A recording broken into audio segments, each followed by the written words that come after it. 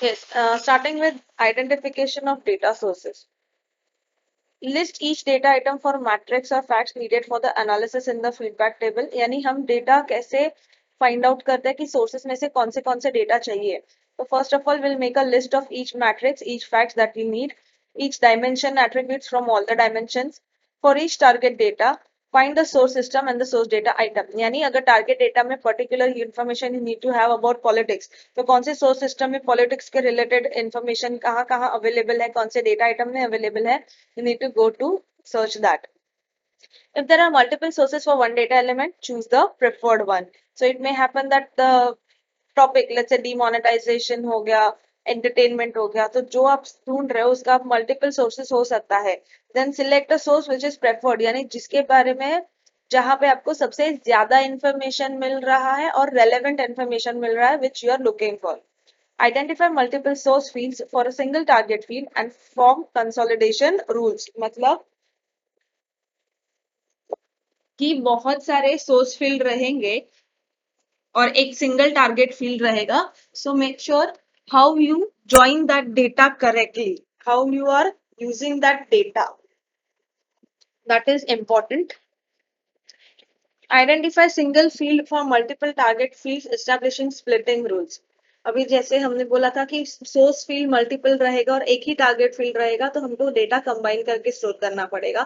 Similarly अगर single source field है और मल्टीपल टारगेट फील्ड है, यानी सोर्स में एक ही जगह पे सारा इंफॉर्मेशन है, लेकिन टारगेट में हमको उसको डिवाइड कर करके स्टोर करना है, तो इस्टेब्लिश स्प्लिटिंग रूल्स, यानी इंफॉर्मेशन हम कैसे डिवाइड करें, कौन सा इंफॉर्मेशन इंडिविजुअली रखना चाहिए, कौन सा डिपेंडेंट रखना चाहिए, ये सब आइडेंटिफाई करने आना चाहिए. Certain default values, inspect source data for missing values. Certain default values मतलब कौन सा डेटा कितना डिफॉल्ट वैल्यूज एक्सेप्ट कर रहा है, वो एडवांस में मालूम होना चाहिए, प्रेडिक्टेबल होना चाहिए. Inspect source data for missing values, ऐसा कोई वैल्यूज है जिसका डेटा नहीं मिल रहा है या कोई इंफॉर्मेशन आधा ही छूट रहा है, देन इंस्पेक्ट फॉर इट, यानी सर्च फॉर इट कि कहाँ पे मिल सकता है या वो डेटा कहीं और कनेक्टेड है या नहीं. Next, we are doing an important topic, that is data in operational systems. As you can see, ये बहुत बार आ चुका है papers में. So how does data in operational system works? So system usually store data in two ways: current value and periodic status. The type of data extraction technique to be used has to be decided based upon the type of category the data falls in. अभी जो source systems होते हैं वो data दो तरीके से store करते हैं. एक जो करंट वैल्यू स्टोर करता है, एक जो पीरियोडिक स्टेटस यानी टाइमली इसका स्टेटस मेंटेन रखता है. अब वो डेटा जो हम स्टोर कर रहे हैं वो कौन से कैटेगरी में आता है, उस हिसाब से we will store that data. So let us study that two strategies in detail. What is current value?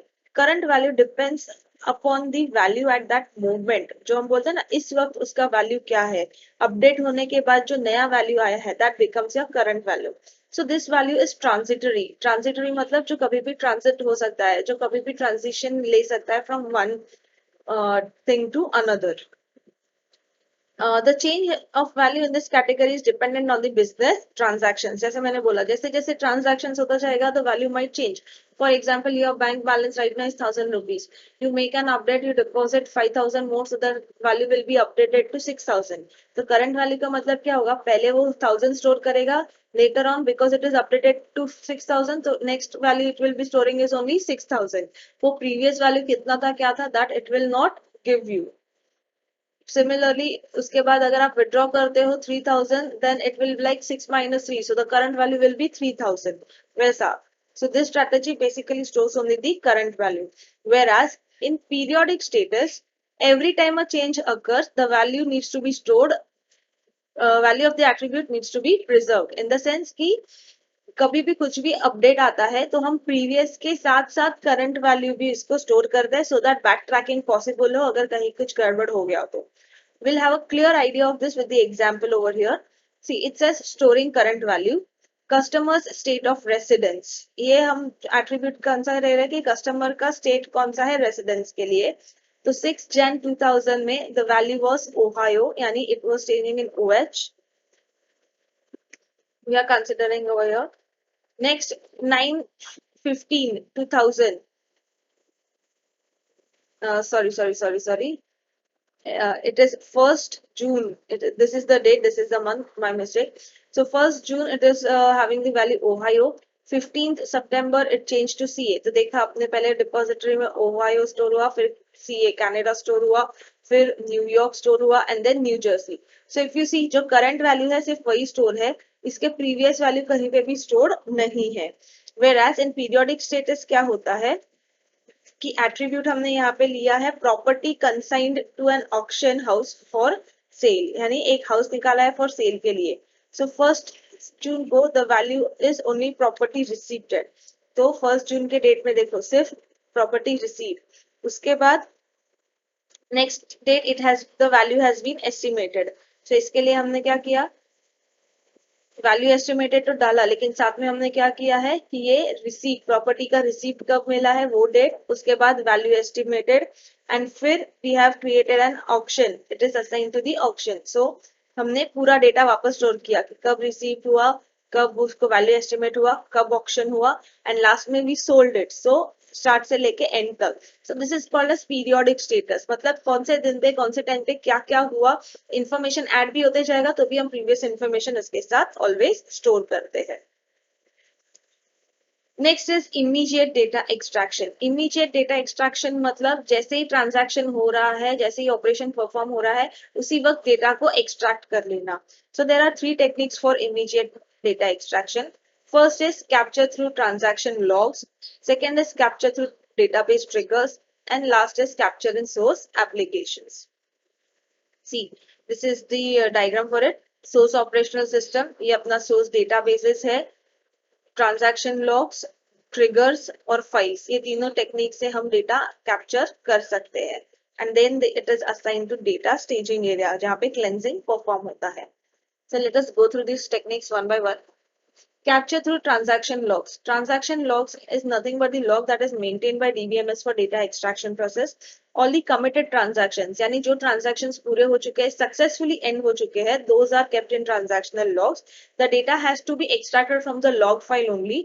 लेकिन अभी क्योंकि ये specifically designed है only for storing log files, any other flat files या दूसरा कोई भी type का files इसके अंदर store करोगे तो उसमें से data extract नहीं होगा. So it is not possible, or so this option is not feasible for any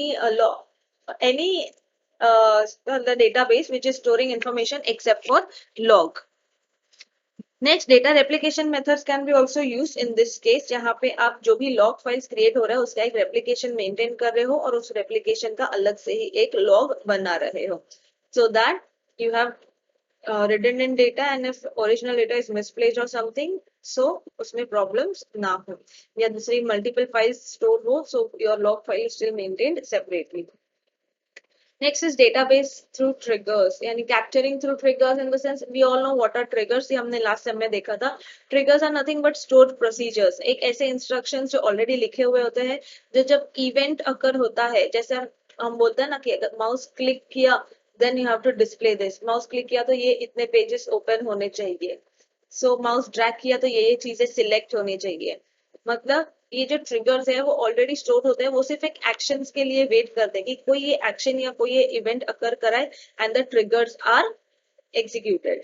तो यहाँ पे डेटाबेस से हम इंफॉर्मेशन कैसे लेंगे, we will already have a stored procedure such that जब भी हमने माउस क्लिक किया या जो भी वहाँ पे बटन रहेगा, ऑप्शन रहेगा, उसको क्लिक किया, then that stored procedure will execute automatically and it will get the data from the database. Capture in source applications. Source applications matlab it is also known as application assisted data capture. Relevant application program needs to be modified that write to the source files and databases. Other extract programs may use separate file containing changes to the source data. मतलब source data के साथ ही कुछ ऐसा different files रखना चाहिए जिसको attach करते ही हम जो भी important information है वो हम source file से निकाल सके. This option can be used for any type of source system. Example, a database application, index file, flat files. जैसे हमने first technique में देखा था कि log tables जो है वो log database will have only log files और उससे ही data निकलेगा. Source applications ऐसा कुछ नहीं है, वो कहीं से भी किसी भी type के file से वो data extract कर सकता है. Be it index file, flat files or so on. Revision and maintenance of the program in source operational system is needed. Revision and maintenance मतलब तो कीपर चेक की वही बार-बार चेक करना कि अपने पास प्रॉपर्ली डेटा है कि नहीं, वो अपडेटेड है, प्रॉपर्ली मेंटेन्ड है कि नहीं।